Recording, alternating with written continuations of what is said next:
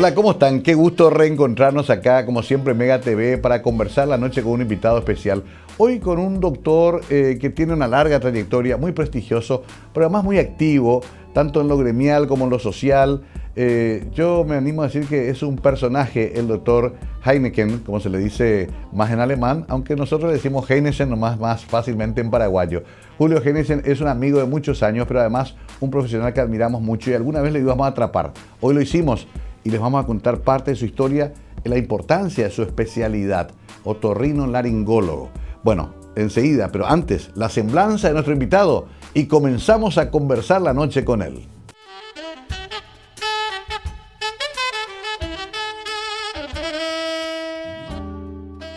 Profesor Dr. Julio Heineken. Nació el 8 de marzo de 1964 en San Bernardino. Cursó sus estudios primarios en la Escuela Alemana General Bernardino Caballero y los secundarios en el Colegio Monseñor Lasaña. Estudió en la Facultad de Ciencias Médicas, Universidad Nacional de Asunción, 1987. Realizó la residencia en otorrinolaringología en el Hospital de Clínicas, Hospital del IPS, Hospital de las Fuerzas Armadas. Realizó posgrados en otorrinolaringología, University of Miami, Hospital Edmundo Vasconcelos, Brasil, Instituto Paranaense de Otorrino, Curitiba, Hospital Italiano Buenos Aires, Evita Lanús, Faso, Instituto INMAE, Medicina Aeronáutica Buenos Aires, Wilford Medical Center, Lackland, San Antonio, Texas, además de rinología y plástica facial. Es profesor de otorrinolaringología en la Facultad de Ciencias Médicas. Fue presidente del primer Congreso de Otorrinolaringología en Paraguay. Del 2009 al 2011 fue presidente de la Sociedad Paraguaya de Otorrinolaringología.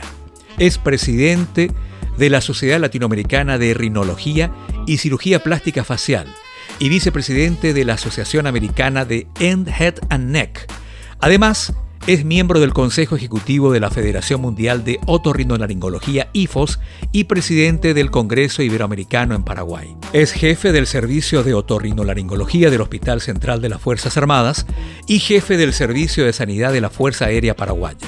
Tiene membresías profesionales en la Academia Americana de Otorrinolaringología, Asociación Brasileña de Otorrinolaringología, Sociedad Argentina de Otorrinolaringología y Sociedad Italiana de Rinología y Cirugía Facial. Obtuvo varios reconocimientos a nivel nacional e internacional por sus avances en la especialidad. Fue nombrado embajador y referente de otorrinolaringología de Paraguay en el contexto mundial, referente del Ministerio de Salud Pública y Bienestar Social. Desarrolló cursos científicos en Paraguay y América. En otra faceta es miembro del grupo musical Cuerará, director de la banda musical alemana Rossmund, nombrado referente y embajador turístico del Paraguay, además de recibir la condecoración Santos Dumont del gobierno brasileño.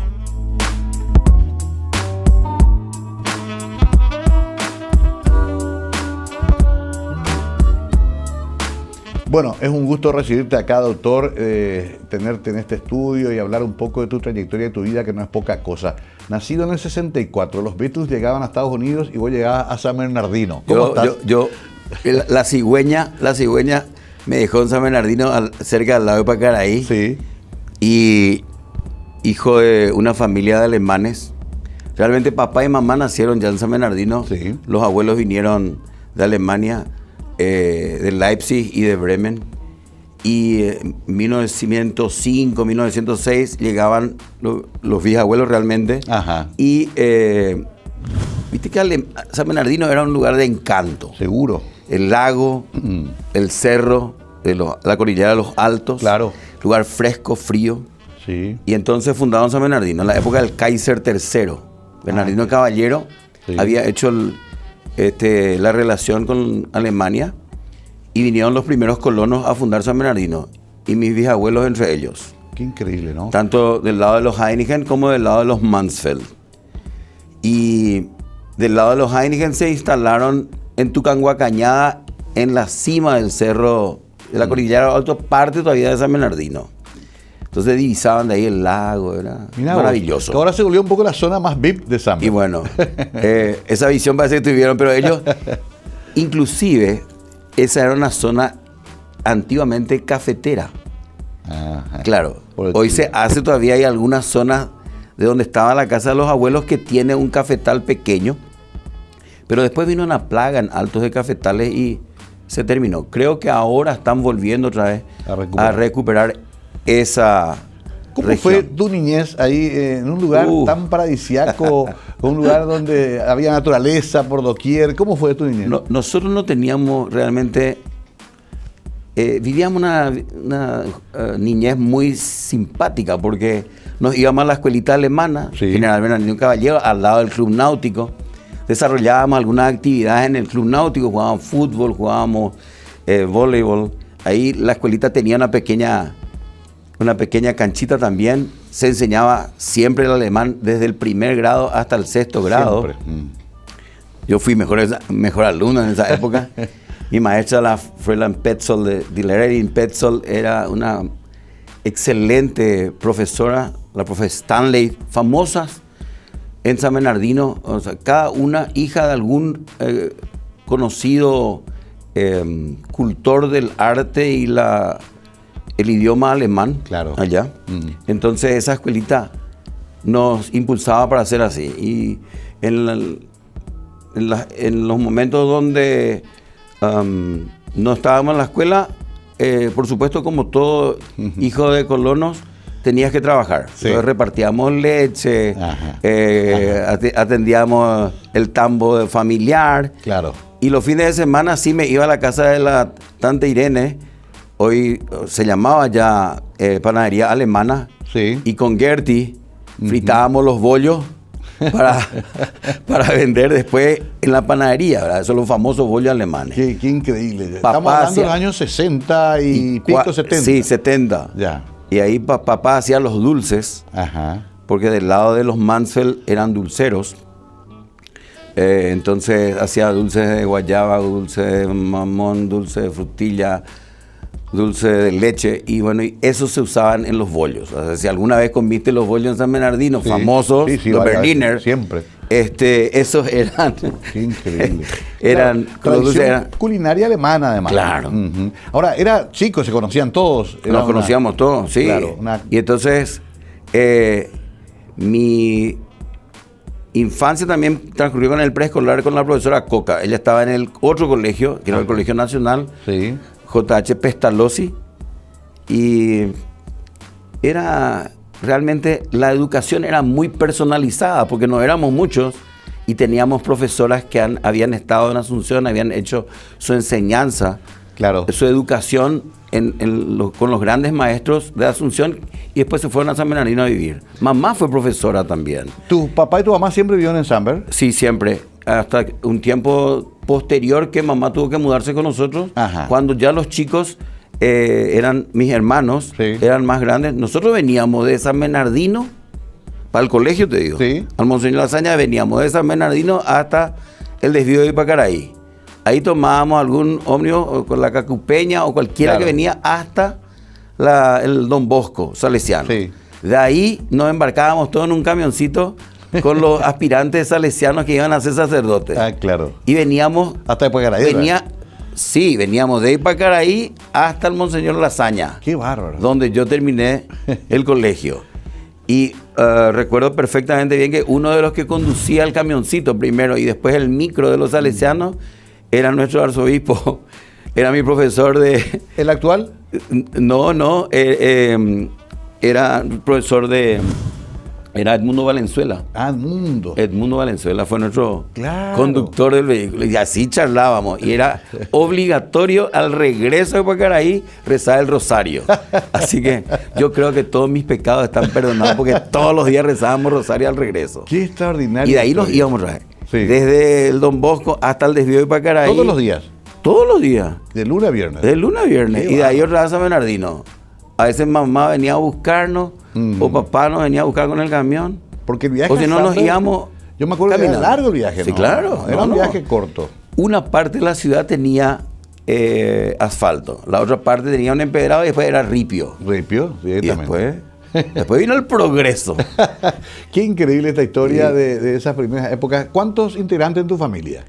Bueno, nosotros con Claudia, mi esposa, viven 3, tuvimos Sí. 4 hijos. Sí. Pupe es la mayor, ella es audióloga. Ajá. Luego viene Anne, Pupe está acá, ella es audióloga y especialista en implantes cocleares. Anne vive en Alemania, ella terminó el colegio en el Cristo Rey, todos terminaron en el Cristo Rey, así como vos también terminaste, son todos exalumnos del Cristo Rey. Sí. Y Anne vive en Alemania, vive en Hamburgo, ella hace logística, mercadeo, supply chain.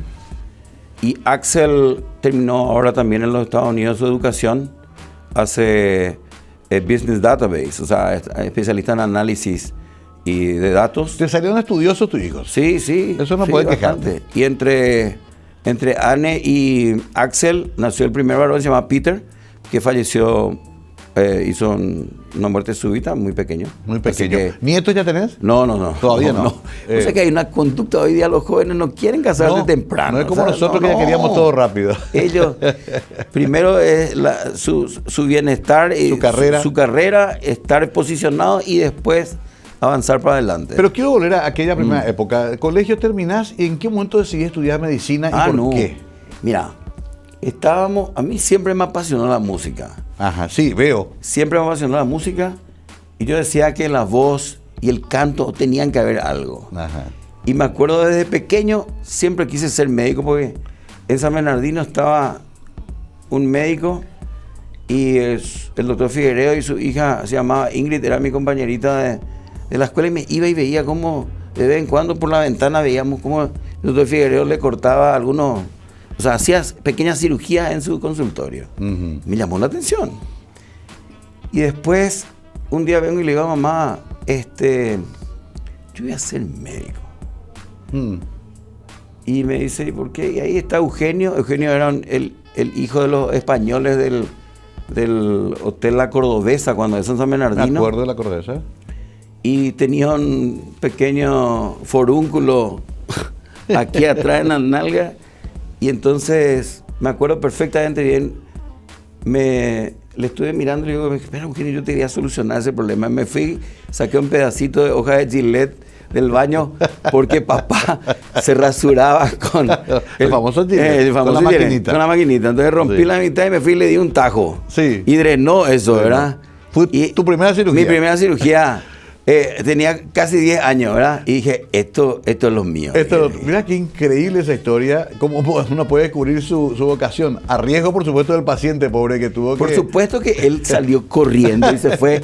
Y como sangraba algo, llegó a la casa, ¿verdad? Y don Pepe, que hacía las mejores empanaditas gallegas, le preguntó qué le había hecho. Y ahí Julio me cortó la nalga, me hizo algo y cuando llegué yo a La Cordobesa ligué una carpeta, así que simpático fue. Tengo que hacer una pausa acá. Es un gusto hablar con Julio Heineken. Vamos a hablar mucho todavía de esa evolución después profesional y también llegaremos un poco al escenario actual en nuestro país, cómo hemos avanzado en el ámbito médico, científico, los congresos, las sociedades que él ha presidido, sus posgrados. Ha sido condecorado hace poco nada menos que por el Brasil. Es un personaje, Julio, así como... Y además músico de alma y vida también. Eso también quiero tocar después. Porque hasta dirige una banda de música alemana que disfruté hace poco en un Oktoberfest el año pasado. A la vuelta, seguimos contando esta extraordinaria historia de nuestro invitado hoy, Conversando en la Noche.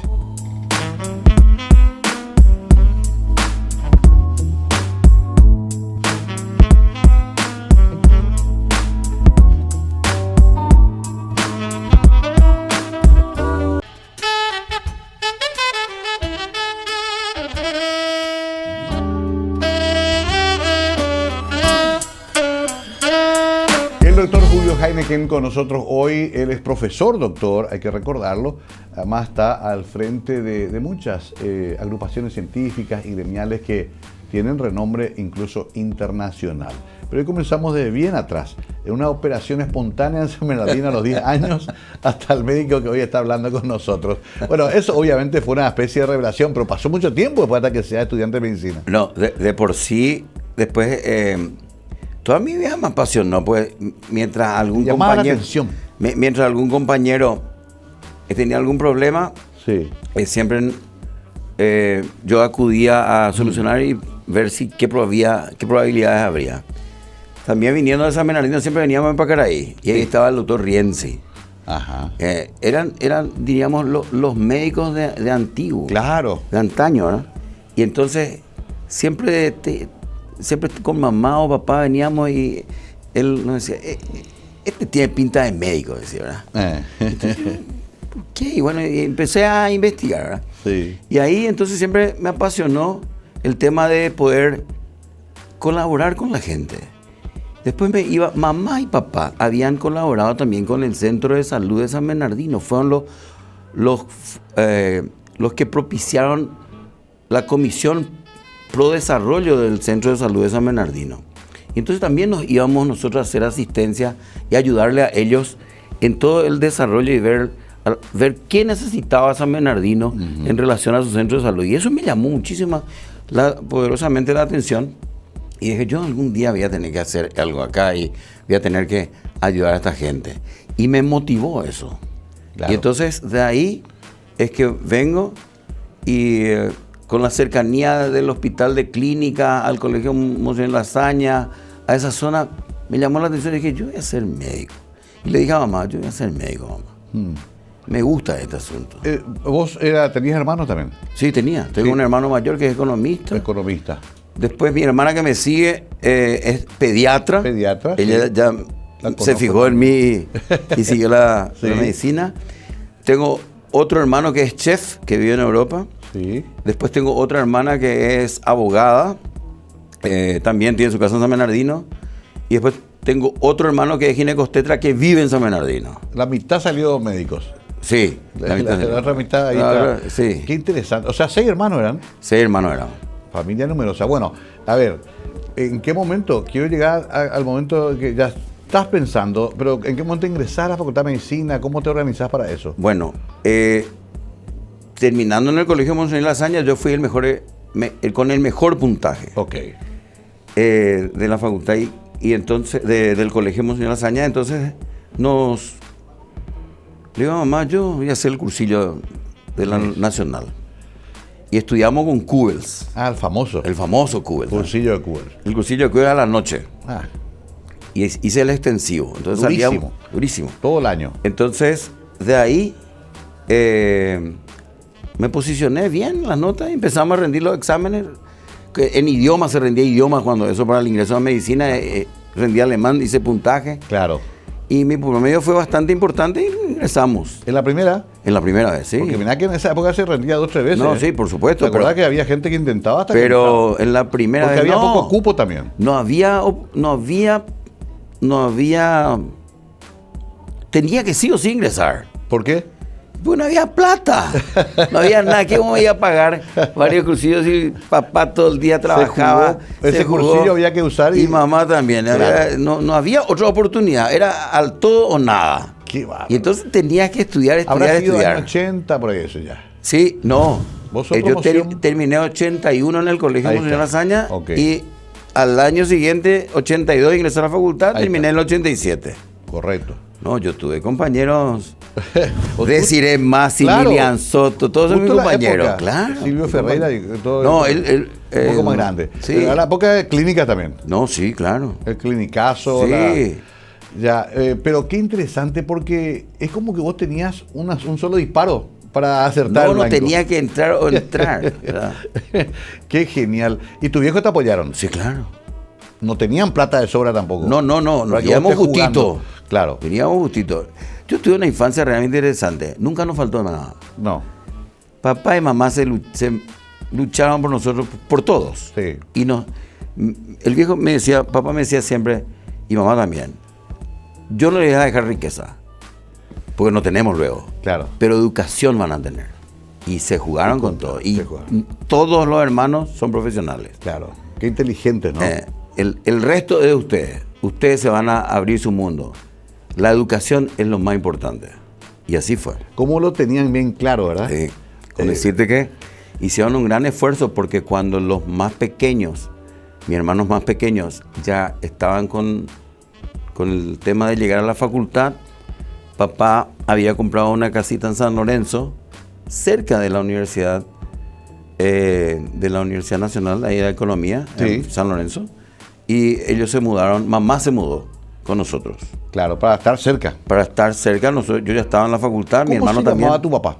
Julio. Julio también. Sí. Y vos sos el mayor, No, yo soy el número 2. pero era el primer varón. No. ¿Y por qué Julio el segundo? Y porque, a ver, Víctor se llamaba mi abuelo. Ajá. Ah, y ese Víctor fue Mansfeld. Ok. Víctor y Rodolfo Heineken, Sí. mi abuelo. Entonces mi hermano mayor se llamaba Víctor El Rodolfo. homenaje a los abuelos primero, ¿cierto? Bueno, entonces cuando mi hermano mayor era muy pequeño, de por sí un día me contó mamá, ¿verdad? Le dice Sí. al papá, creo que estoy embarazada, no puede ser. Como si vos estás dando el pecho, y Sí. recién. Y antiguamente pues, se pensaba que cuando estaba en la lactancia, Sí. por el tema hormonal y Sí. compañía, no podía quedarte embarazada. Era yo. O sea que se llevan poquísimo tiempo. Año y 4 meses. Claro. Y entonces viene mamá desesperada a San Bernardino, ¿verdad? Y le dice al doctor Rienzi, viene para acá ahí, le dice, parece que estoy embarazada, le dice. Y me acuerdo, me contó mamá a mí. Y después el doctor Rienzi me contó también a mí. Me dijo, no te vayas a preocupar, le dice Blanquita, le dice Rienzi. Este es un niño, probablemente sea un niño. Una cajantaina va a ser, me le dice, ¿verdad? A tal cual te cuento. Increíble. No había ecografía con eso. No, nada. Y si viene, probablemente, le vuelvo a decir, va a ser varón y va a ser acajantá y va a venir con el pan bajo el brazo. Todos los chicos vienen con el pan bajo el brazo. Así que, ¿qué te preocupa? Le dijo. No te vayas a preocupar, alegrate, anda, alegrate. Claro. Y llegué yo, viejo. Con todo. Ahí llegó con todo. Sí, Julio. con todo. Qué increíble. ¿Tu papá y tu mamá no eran profesionales? Sí, mamá profesora. Ah. Mamá era Sí. exalumna, los dos fueron exalumnos de la escuelita alemana en San Bernardino. Sí. Mamá después viene al Goethe-Schule, Ok. termina el Goethe-Schule, Sí. viene y vive en la casa de don Pablo Herken. Ah, mira vos. Claro, porque somos parientes también. Pablo Hergen, padre. Padre. Sí. El papá de Juan Carlos de Pablo. Exacto. Sí. Porque la esposa de Pablo Herken era la hermana de mi abuela. Ah. Claro, entonces viene y vive ahí mamá. Y ahí termina el Goethe y ella quería ser docente. Entonces Sí. se va y se entra en el pupilaje de docencia en el María Auxiliadora. Sí, igual que mi madre era Todos magisterio. ellos eran luteranos. Mira, y tú decías, Para ir al María Auxiliadora se hace católica mamá. Y después le pide a papá que se haga católico. Y parece que consiguió, no sé si alguna vez consiguió, pero sí papá era ferviente claro, creyente. era más ¿verdad? practicante. Sí. Bueno, y así fue. Y ¿Qué? papá empezó en la escuela agrícola, Ah. ahí en Ipacaraí. Sí. No pudo terminar porque en esa época era difícil. Él era el último varón Claro, había que trabajar en la chacra. y tenía que pagar el estudio del hermano mayor. Claro. Porque era así, bueno, vas a trabajar para que tu hermano mayor se reciba y después de recibido les va a ayudar a usted. A usted. Qué genial. Ya sabes que eso es medio... Claro, no, pero así pues era. Bueno, Era un entonces, instinto de supervivencia. bueno, entonces papá trabajó duro y parejo en Altos. Después vino de pequeño a trabajar en San Bernardino en la carpintería de los Putner. Sí. Ahí en la esquina Conozco. al lado de la panadería. Hermoso Ese lugar. edificio así. Sí, Esa era la yo he visto. carpintería. Nosotros Y decimos don- Butner. Butner. Bueno, en la carpintería de los Butner. Sí. Y el viejo Butner le enseñó a papá muchísima manualidad. Aprendió un oficio tremendo. Claro. Y ahí se hizo. Y con mi abuelo materno, su suegro después, Sí. aprendió todo lo que era el culinario del dulce. Lo hacía en eso. También. Y además de eso, se metió, tenía los camiones y traía el metraje, o sea, traía la leña por el Salado Sí. hasta Luque, y de Luque se iba a la Liebix a llevar la leña para las calderas que producían el... El cornebit. exacto, Sí. eso. La bueno, carne en conserva. eso. Entonces papá se hizo del Deportivo luqueño porque lo de Luque le anotaba. Mamá era de Guaraní, yo soy de Olimpia. Qué increíble. No, no, Pero qué manera de historia. laburar tu viejo también. ¿eh? No, Un papá, laburante. gran trabajo. Ay, te cuento Sí. más. En ese tema del transporte se metió a hacer había hablado con la gente de Cóndor, entonces retiró un camioncito y hizo tenía un bus en la línea Villa del Lago que transportaba a los pasajeros desde San Bernardino hasta el litoral. Entonces, el litoral era la terminal. Claro, la terminal que está ahí cerca de IPS. Exacto. Espera que tengo que parar porque me vuelve loco esta historia. Es para escribir una novela, la saga de los Heineken. Pero vamos a hacer una pausita breve y redondeamos la historia fabulosa para que vean cómo cuando se va a llegar nomás a un objetivo, igual todos los caminos, si son hechos con empeño, con honestidad, resultan finalmente exitosos. Esa es un poco la historia de vida de Julio. Vamos a hacer la pausa y ya volvemos.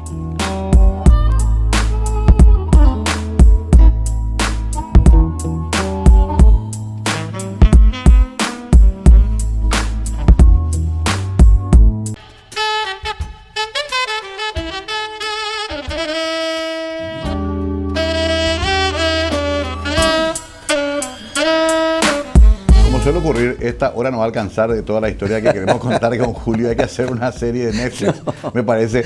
No, porque me quedé pensando, esa no la tenía, Omnibus y Voz de Guarda. Sí, sí, porque, atendé, papá es alemán, ¿verdad? Sí. Vos tenías que trabajar para ganarte el pan de cada día. Pan de cada día. Sí. Tenías que demostrar que podíamos, que había, ¿verdad? Sí. Pero perdió lejos, papá. ¿Por qué? Porque, y yo trabajaba de guardia y tenía tantas amigas, ¿verdad? Que claro. Subían, vamos, todo el mundo me esperaba, ¿verdad? Sí. Por supuesto, ¿cómo le va a cobrar a tu amiga? Entonces, me sacó papá de ser guardia. Claro, me perdía lejos, pero era simpático. Pero también vendían gaseosa, cerveza. No, eso sí. Papá fue en un tiempo distribuidor de Coca-Cola y Pilsen. Pilsen y Coca-Cola. Pilsen era lo único que había luego. Bueno, y Coca-Cola. Sí. Eso era lo máximo. Lo máximo. Entonces, nosotros socios del Náutico, papá, sin problema. Mis abuelos eran del club de pesca, de caza y pesca del Náutico. Claro. Por supuesto, historia hay. Sí.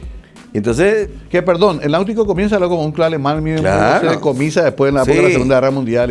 Hay una historia ahí también. Bueno, pero sí, ellos son reconocidos como los creadores del club del Náutico, de San Bernardino. Y bueno, entonces nos íbamos nosotros a bailar. La fiesta, las chicas, llegando a Asunción, la alta sociedad. Top, red top. Lo máximo. Los máximos. Sí. Por supuesto, nosotros de Samber, los top de Samber, claro. ¿Qué va a hacer? La mejor pilcha, ¿verdad? Todos los alemanes. Claro. Sí. Y entonces, me acuerdo bien, salíamos a bailar y después, terminaba la fiesta, ¿qué teníamos que hacer? Teníamos que juntar todas las botellas que quedaban, porque antes eran todas... Sí. No había descartables. Retornables todas. Sí, en caja se tenía que llevar otra vez. Claro. Entonces me cuentan algunas amigas de la alta sociedad del centenario, ¿verdad? Dicen, Julio, ¿qué estás haciendo? Y estoy contando las botellas, le digo. Las botellas de coca y de Pilsen con el cajón, ¿verdad? ¿Por qué? Me dice, con mi hermano. Sí. Y me dice, ¿por qué? Y porque tengo que juntar porque trabajo en eso. ¿Qué? Me dicen. Vos trabajás vos sos... Claro, botellero. Botellero. No, ahí le explico, ¿verdad? Que claro. Papá... Y es simpático porque hace poco en el consultorio viene una de ellas con sus hijos, ¿verdad? Al consultorio y me dice, pensar que vos era el que recogía las botellas, claro. Me dice, del Náutico. Y me dice, bueno, ahora son unos torrinos, vengo porque vos sos famoso ya, me claro. Dice. Entonces le traigo a mis hijos. Y así fue. Increíble la vuelta. Pero, ¿sabes qué? La lección que te daba tu viejo era laburar siempre. No importa, puede ser el churro, lo que quiera, pero vas a trabajar. Todo el mundo me dice a mí que soy un workaholic. Y la misma cosa, papá era así, ¿verdad? Esa era la tradición, papá también. Ellos tenían esa conducta, digamos. El resto podía ser, pero había mamá era una laburadora nata también, porque aparte de estar con todo lo de la casa, enseñaban la escuelita en San Bernardino, y cuando estuvo con los chicos en San Lorenzo, también fue profesora del Colegio Sagrada Familia de San Lorenzo. Sí, famoso. Era de unas hermanas, sí. Y como ellas sabían que mamá estuvo en el María Auxiliadora, entonces la trajeron ahí. Conozco el Sagrada. Bueno, pero te haces estudiante de medicina, ingresás, primer intento ya adentro, lo haces en 6 años, sí. Que tampoco es fácil. ¿Y en qué momento ahí ya te metes en la carrera? Sí. ¿En qué momento te haces otorrino? Ahí conozco unos amigos, compañeros míos, uno de ellos Walter Martínez Gil de Luque, cantaba con su hermano en un grupo Arpegios. Ah, sí, Eran conozco. el dúo Martínez Gil. Y entonces él me dice, necesito una voz grave. Y nos juntamos entre 4 para el Universitario de la Canción de Sí, Medicina. sí. Ganamos el Universitario de la Canción. Sí, me acuerdo. de ese Ensamblamos, le ganamos al grupo de Emi Ayub de Arquitectura. festival. Claro, nosotros éramos lo máximo. Salimos, Sí. salimos nosotros ganadores del Universitario de la Canción. Y entonces nos presentamos después con el grupo de la Facultad de Medicina, se llamaba Cuenaná. Y nos vamos y nos presentamos al Festival del Lago de Pacaraí. Tuvimos mención de honor de la 15ª edición. Vos ya estabas estudiando medicina y al mismo tiempo de cantante. Claro. Mm. Porque nos Claro. íbamos de aquí para allá cantando. De serenata en serenata nos ganábamos unos pesitos. Claro, si no teníamos, todos Claro. éramos sogüe. Claro, Súper sogüe. Además convengamos que el canto también daba una cierta proximidad con la chica, con la sociedad. No, y aparte de eso teníamos que pagar. Queríamos ser autosuficientes, ¿verdad? Queríamos Sí. pagar alquilábamos ahí cerca de la Facultad de Medicina Claro. un local.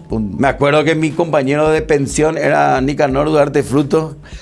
Claro, cuando eso Nicanor andaba con zapatillas, Sí. esas zapatillas verdes, Sí, tipo japonesa. sí, short P, eso. Ahora estará con otra forma, pero Sí, trabajaba en última hora. claro, Sí. y estudiaba filosofía. Estudiaba filosofía, Nosotros sí. estudiábamos medicina. Todo ahí en la zona de Todo San ahí Antonio, nomás, Sajonia. Qué interesante porque el hospital de clínica funcionaba ahí. Claro, ahí nomás nos íbamos Y ahí caminando. ustedes se formaron Entonces, todos. Nos resultó así. Y yo dije, bueno, ok. Me gusta la música, la laringe, la voz, Claro. Ah, el sonido, el oído. Sí. Y una vez le llevamos serenata al profesor Latorre. No sé cómo fue la situación, pero le llevamos la Antes se usaba la serenata. La serenata al profesor Latorre y era el titular de la cátedra de otorrino, ¿verdad? Ah, justo. Entonces yo le dije, luego, profe, yo alguna vez iba a ser otorrino, le dije. Y sí, valo con tu voz, me dice. Y así fue. Ahí nomás se fue enganchando. Ahí se fue todo Y se ahí- va concatenando. Y ahí dije yo, bueno, a mí me gustaba. Y aparte de eso, no había mucho en la especialidad, diríamos, ¿verdad? Y entonces yo dije, este es mi horizonte. Y me hice otorrinolaringólogo. Qué increíble esta historia. Te lleva la música a tu especialización. Me gustó siempre. Me recuerdo, te voy a decir, ahora que me acuerdo, me gustaba agarrar el micrófono. También. También, sí. Siempre te gustó. En la escuela, Sí, yo era el que animaba. claro. Cuando en sexto grado ya era mi mambo, ya era yo. La velada. La velada, yo Sí, te animaba, ¿verdad? El Día de la Patria. Mamá me acuerdo que me regaló un micrófono portátil, de eso que se compraba, ¿verdad? Sí. Y le seguía a Carlos a Samba Show cuando eso. Sí, sí. Lobo. Lobo, Con primer Kevin disco, Daniel. claro. Sí, entonces, mortal. Pero qué curioso que la farra no te llevó a desviarte de tu camino. Porque No. te gusta la música, te gusta la noche, te gustaba el club, las chicas, todo. Tenías para irte a Pero teníamos la necesidad Claro. de ser productivos. primero y aparte eso de honrar todo ese sacrificio, el esfuerzo Claro. de papá y mamá. Claro. Y nos mentalizábamos. Claro. Los muchachos, todos mis compañeros de facultad, Sí. mi promoción fue muy buena. Sí, sí. El mejor egresado fue Carlitos Vin, que después fue director de IPS. ¿sabes? Te conozco. Que cuando eso funcionaba bien IPS. Sí, me acuerdo. Y entonces, súper honesto. Carlitos ahora se Sí. retiró y está ahí en el leprocomio. Sí. No, cosas así, ¿verdad? Y entonces teníamos que hacer, o sea, era los sábados fútbol. Mi hermano, mi compañero Ramón Mir, vivía yo en su casa también después. Me mudé con él. Él es pediatra, profesor de la facultad también. Famoso, neonatólogo paraguayo. Y sí o sí, futbolito. Fútbol a la tarde para Sí. descontracturarse. Decía el profesor Moreno Acerero que el paraguayo tiene que tomar tereré, tiene que jugar fútbol para mover la fibra Sí. y desestresarse, porque así lo que estudias se te queda en el marote, ¿verdad? Qué increíble. Y ¿no? así nomás fue. Bueno, pero espera, te recibiste, te especializaste, vas a Miami. Termino aquí en la Facultad de Medicina la facultad, o sea, me recibo de médico, hago ingreso primero a IPS, me voy a hacer pasantía rural en las Yolas. Ahí desarrollábamos, era primer año de residencia en el Instituto de Previsión Social, era todavía el profesor Latorre jefe, porque por nuestras notas podíamos elegir, teníamos muy buen puntaje, todos ellos. Y el profesor Latorre después me dice, vamos a clínicas. Entonces, regreso a clínicas, hago la residencia en clínicas, termino la residencia en clínicas, y estando en la residencia en clínicas, ocurre el golpe de Estado. Febrero 89. Termino, y estando yo de guardia me encuentro, llega Andrés Rodríguez al hospital de clínica. Me acuerdo. Y llega Andrés Rodríguez. Sí, esa famosa visita. Los primeros días. Sí, yo estaba en la cátedra del hospital de clínica de guardia. Sí. Y viene él y me dice, ¿usted qué hace acá? Yo soy el médico de guardia, le digo. Mira así el techo. Entonces cae todo, me dijo. Sí, presidente, le digo, general, ¿cómo le digo? Le acompaño, venga, me acompaña. Y yo me fui, yo tengo una afirmación con él. Y le mostré todo lo que era así, y otros lugares donde pueda ver, y le llevé a la sala cuarta, a la sala 10 de cirugía y a pediatría que estaba en el fondo. Recorrimos el hospital. Y ahí se sumó enseguida Carlín Rodríguez. Y yo creo, no sé si Desiree también estuvo por ahí. Sí. Desiree Masi, mi compañera. Sí, sí. Y bueno, esa fue la visita de Andrés Rodríguez el día de mi guardia. Tengo que hacer una pausa ahora mismo, pero claro, ahí te comencé a relacionar. Me vas a contar después cómo te haces internacional. Sí. Brasil también fue un momento importante. Se nos va a acabar el tiempo y no vamos a poder contar toda esta historia. Me está angustiando esto. Pero lo que pasa es que es demasiado grande lo que ha vivido Julio y es bueno compartirlo. Vamos a la pausa breve y vamos al redondeo de esta historia fabulosa del querido doctor Julio Heineken.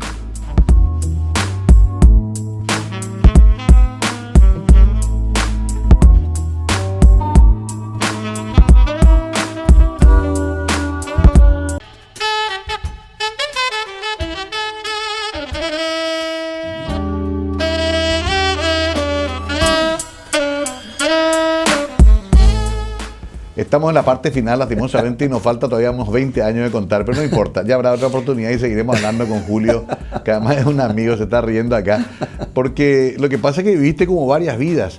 Tu señora no es médica, ¿verdad? No, ella es administradora de empresa. Está bien, está dividido el trabajo. Ella es una mujer divina, maravillosa, realmente me apoyó muchísimo. Claro. Y todos los eventos de mi especialidad que dice, ella estuvo ahí a mi lado apoyando. Siempre. Y hoy día es como parte de la Sociedad Paraguaya de Otorrinolaringología, del cual fui presidente en el 2009. Hice el primer Congreso Paraguayo de Otorrino cuando nadie decía que se podía hacer. Me acuerdo. Fui reelecto un segundo periodo porque tenía que hacer el Congreso Ibero-Latinoamericano, el primero que se hacía en Paraguay. Hice con la SOPAFO, la Sociedad de Fonoaudiología, el primer congreso de fonoaudiología. Y les dije a la gente, se puede. De ahí ya fui encaminado a la Asociación Panamericana de Otorrinolaringología. Hoy soy el vicepresidente. Trajimos muchísimos cursos de instrucción a Paraguay. Muchísimos. De hecho, avanzó la disciplina mucho más. Muchísimo. Los últimos 20 años. Estando, te contaba que estando en el hospital de clínica, después Rodríguez me llama, el general Rodríguez me llama y me dice, el hospital militar quiero que se mueva también. Y ahí mis señoras, la señora Nelly, generó una fundación, Las Residentas, y falta un especialista. Y entonces me fui ahí, después ya fui el jefe también del servicio de otorrino de la Fuerza Armada. Sí. Que se renovó todo el hospital también. Viajo yo a los Estados Unidos a hacer el fellow en la Universidad de Miami con el profesor Casiano. Me gustaba mucho la rinología. Sí. Y él me enseñó las primeras armas para venir a hacer las cirugías endoscópicas de los senos paranasales. Una de las primeras cirugías hicimos en el hospital militar, después en el hospital de clínicas. Después otros colegas se sumaron. Después Después te va a Brasil. Claro, después de Miami me encuentro en Miami con el profesor Marco Moselín de Curitiba y el profesor Aldo Stam de Brasil y el doctor Andrés de Filippo, también de San Paulo. Grandes personalidades. Sí, son maestros de la otorrinolaringología mundial. Y ahí, entonces, ingreso a la Sociedad Americana, me hago miembro de la Sociedad Americana y vengo al Brasil, al Edmundo Vasconcelos, a hacer con el profesor Stam cirugía de base de cráneo. Termino cirugía de base de cráneo y con el tiempo después voy a Curitiba con el profesor Moselín a hacer cirugía plástica de la nariz. O sea, perdón, usted entra en todo, cerebro no, pero todo lo que está acá, en la cabeza. En la base del cráneo, Ajá. Todo lo que es nariz, Sí. todo lo que es boca, Oído. Oídos, Sí, por sí. supuesto, Boca hasta garganta. y garganta y laringe. Laringe. Y la Sociedad Paraguaya tiene también la parte de cirugía de cabeza y cuello, juntos, donde el cirujano de cabeza y cuello se dedica bastante a hacer cirugía de todo lo que sea tiroides, cáncer y todo lo demás. Ya, qué barro, cómo se avanzó. Bueno, se nos vaya acabando el tiempo, Espera. Julio, pero quiero Y que me después concrete eso. Sí. En el contexto internacional, me nombra. Impulsé también el primer congreso de otorrinolaringología pediátrica, Ah, sí. porque faltaba algo. En pediatría necesitábamos tener un impulso. Sí. Y había hablado con la profesora Tania Sí de Brasil, y ella me dijo: Paraguay está medio dormido, móvelo. Y empezamos a movilizar la cosa. Y entonces se hizo el primer congreso paraguayo de otorrinolaringología pediátrica, y la otorrinolaringología pediátrica le dio el avance. Yo tengo que aclarar que todo esto no es obra solamente mía. Claro. Yo le di el impulso quizás que otra gente faltaba, ¿verdad? Pero la Sociedad Paraguaya de Otorrinolaringología es una sociedad fuerte, tiene excelentes y brillantes profesores. Por ejemplo, el avance de la audiología, de la otología, el pionero del profesor Costas, Luis Costas, que hizo los primeros implantes cocleares. Y entonces se van sumando. Claro. Y en cabeza de cuello también, Sí. Jorge Arias. Mucha gente. O sea, se fue expandiendo. Se fue expandiendo y todo se logra gracias a esa unión de los colegas de la especialidad paraguaya, o sea, de la Sociedad Paraguaya de Otorrinolaringología y Cirugía de Cabeza y Cuello. ¿Se puede decir que Paraguay ya está a nivel, por lo menos en la región? No solamente en la la región. especialidad. Yo soy miembro ejecutivo del Consejo Mundial de Otorrino Ok. para Latinoamérica y el Caribe. Y ahora soy el presidente de la Sociedad Latinoamericana de Rinología, Cirugía de Base de Cráneo y Cirugía Facial. ¿Cuál es la dolencia más clásica del paraguayo? ¿En qué es lo que nos aproblemamos? Nos problemamos mucho en sinusitis, Sinusitis. en amigdalitis, en faringitis, ¿Qué procesos. es? El mate, el cigarrillo es terrible. El cigarrillo es terrible. Lamentablemente hoy día las alergias han pasado a un primer plano en Sí. el desarrollo de grandes afecciones rinosinusales. ¿Cierto? Sigue siendo en cabeza y cuello el tema de la tiroides, Sí. también, mucha patología tiroidea. Ujú. Y en patología audiológica, gracias al avance que han tenido tanto. Acá hay dos unidades formadoras. Una es el Hospital de Clínica y el otro el Servicio de IPS, de Otorrinolaringología de IPS. Sí. Por suerte, la Sociedad Paraguaya de Otorrino los junta a ambos y el desarrollo Es conjunto. es conjunto, y los jóvenes que van ingresando a otorrinolaringología tienen un camino abierto para desarrollar y seguir la especialidad. En medio minuto, ¿el implante coclear funciona? Sí, claro. ¿Volvés a escuchar? Sí. Porque viste que comenzó a poquito eso también. Ahora ahí se va a hacer el octavo. ¿Qué es el implante coclear? El implante coclear es un electrodo que por una cirugía Sí. de oído se instala aquí un transductor y tiene, voy a explicar así para que la gente entienda. Tiene un transductor de un cablecito que tiene unos electrodos que se coloca dentro del oído interno en el aparato que controla la audición, que se llama cóclea. Ok. Ahí la cóclea tiene unos cilios, que es la primera neurona del nervio auditivo. La información sale del oído, o sea, llega al oído Del gracias oído. a ese aparatito, y de ahí se transmite Al cerebro. al cerebro. Qué bárbaro. Entonces, es algo fabuloso. Sí. Es un invento que ha revolucionado el mundo de la audiología y gracias a eso y ha tenido muchos avances. Bueno, ¿sabes qué voy a hacer? Le voy a traer a tu hija para hablar de eso. Sí. ¿Verdad? Que sí, es especialista. Sí. Porque ese es todo un programa aparte. Ella es audióloga. Audióloga, ok. Ella hace audiología, Sí. el desarrollo de la audiología. El que está encargado de implantes cocleares, Sí. el pionero del profesor Luis Costa. Ahí le voy a traer a Luis también. Sí, porque, sí. Porque es un tema que... Era un capo. Claro, Un es una capo. especialidad otra vez dentro de todo lo que ustedes hacen.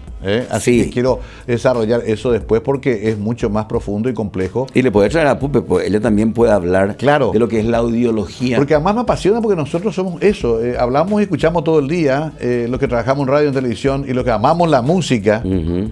No me imagino un mundo sin escuchar una sinfonía de Beethoven o una canción de los Beatles. Me muero antes. Así que quiero implantes y que voy a perder el oído. Quiero irme ya del programa, pero con algo otra vez de tu vida más mundana. Te encontré en uniforme bávaro, bermuda, media larga, bailando, cantando, dirigiendo una orquesta ahí. Rosemunde. Sí. Entonces yo digo, me gusta este doctor porque es un gran científico, pero también es un loco. Me encantó en la fiesta de la cerveza. ¿Seguía haciendo eso? Sí, claro, San Bernardino, Sí. mi ciudad natal. Es más, Sí. intento que siga el La desarrollo tradición. de la tradición, la cultura alemana en una ciudad fundada por alemanes. Claro. ¿Verdad? Entonces un día estábamos con papá y el onkel Jürgen, el Bernardo Grimm, Sí. el dueño de la panadería Claro, alemana, los que Grimm. falleció ya los Grimm. Estábamos en el club alemán Patria de Altos. Ajá. El club alemán, porque Alto y San Bernardino, muchos alemanes. Hoy día hay un montón de alemanes que Sí, vinieron a vivir que ahí, vinieron ¿verdad? otra vez, sí. Papá hizo la agroferia de los sábados. Ah, que Él hasta fue ahora el es. ideólogo Que hasta ahora es famoso. de la Agromuni. Sí. Él dijo, vamos a En la juntar a los plaza. alemanes en la plaza aquí y vamos a traerla a todos. Y empezó a hablar con todo el mundo, hizo una nota a la municipalidad y ya está. Y Ahora entonces, volvió. Ahora está otra vez. cierto, Sí. esa fue idea de papá. Mirá vos. Bueno, ¿y Y dónde entonces, sale Rosemunde? Bueno, entonces faltaba una música alemana. Y entonces teníamos una bandita de música ahí tocando y le digo yo a él, ustedes saben, le doy así un compás Claro. y me dice, sí, podemos sacar eso. Estoy, ¿vos qué tal? Yo voy a agarrar el saxo, le digo. Y empezamos. Y ahí nomás salió en el club alemán Patria y le digo yo al onkel Jürgen, le digo, ¿cómo le vamos a poner nombre? Y papá sale y dice, toquen Rosemunde. Es una canción. Claro, Ah. alemana. Y entonces, sí, Rosemunde puede ser el nombre, dice. Entonces entre papá y el onkel Pero estamos hablando Bernardo, hace cuántos años. y estamos hablando hace, casi 20 años. 20 años, claro. Y entonces después fuimos ensayando Ujú. y nos ensamblamos y entonces tocamos en cada Oktoberfest en San Bernardino. Me encanta. Nos Además- invitaban a Independencia, solamente que a veces coincide y Claro, que es una de las fiestas más famosas Claro, de la cerveza. entonces, Pero me nos encanta. transformamos. Sí, y- se visten con la ropa típica. Claro. Claro. Y estamos apoyados por Gudrun Grimm de San Bernardino, mi Sí. prima, que tiene un grupo de alegoría, se llama. Cierto, que hacen las bailes, Claro. las guirnaldas y tal. Mi hermano ginecólogo y su señora bioquímica, Schuller, Sí. Alene, también bailan las músicas alemanas y hay un desarrollo del baile de Alemania con el grupo de alegoría que dirige Gudrun. Entonces, entre Rosemunde, alegoría y compañía, vamos tratando que la cultura alemana no se pierda en San Bernardino. Fabuloso, realmente les recomiendo un día si van, vayan a disfrutar de esto porque es extraordinario. Además, siempre se toma mucha cerveza muy buena para acompañar este tipo de fiestas. No solamente cerveza, comida alemana. Comida alemana, Ah. El Apfelstrudel, qué rico. El Gulag, ¿cómo se llama la rodilla? Goulash. Sí, Gulag, sí. Yo aprendí eso también de... Eiswein mit Schubrut. Eiswein. Qué rico el Eiswein. Bueno, basta porque es hora de comer. Julio, se nos acabó el tiempo, pero te agradezco muchísimo, disfruté mucho esta charla. Espero que la gente también, porque hablamos de un ser humano que, siendo muy, muy perseverante, llegó a altas cumbres científicas, pero tampoco nunca dejó de disfrutar la vida y valorarla en todos sus aspectos. Así que es un honor haberte tenido acá. Gracias, Mario, por la invitación. Bueno, agradecerle a la gente que nos está escuchando.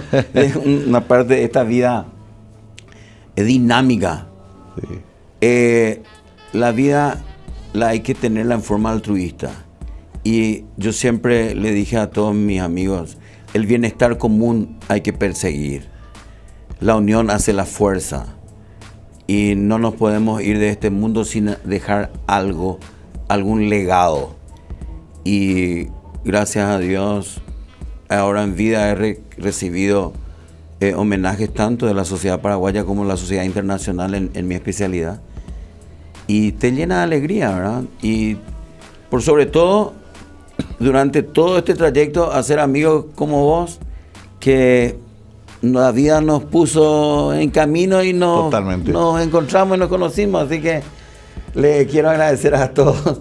Gracias por aguantarme estos minutos, estos momentos de contar alguna experiencia, y ojalá sirva la experiencia de honrar a los padres, hacer lo que ellos te marcan el camino y tratar de seguir la esencia de la vida. Danke. Nicht zu danke. Meinen Sie alles Gute und gute Nacht für die Leute. Muy bien, buenas noches. Bis nächstes Mal. El querido doctor Julio Heineken con nosotros hoy, un personaje. Espero que lo hayan disfrutado, una noche sensacional. Tengan muy buenas noches. Esto fue Mega TV, Conversando la Noche.